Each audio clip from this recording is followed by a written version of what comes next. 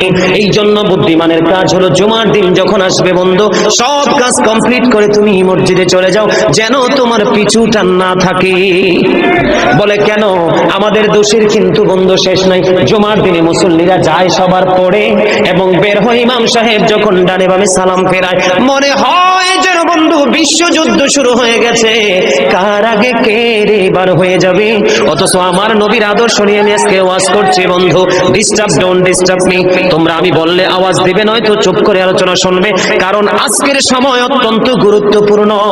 কারণ আমি যদি 5 মিনিট সময় পাই, একটা হাদিস শোনাতে পারবো।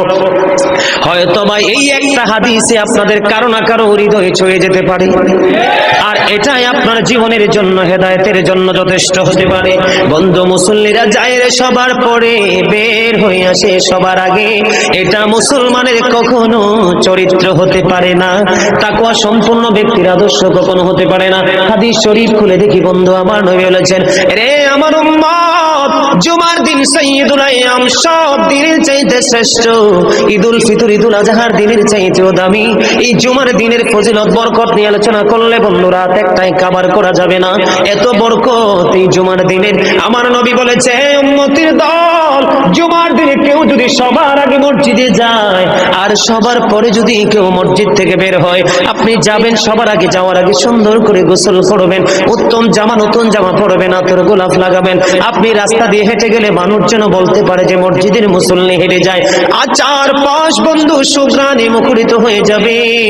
এমন ভাবে সবার আগে বন্ধু মসজিদে যাবেন, যাইয়া মসজিদে ঢুকার সময় ডান পাওটা দিয়ে মসজিদে ঢুকবেন, ঢুকে গিয়ে নামাজের শুরুতে বসে যাবেন।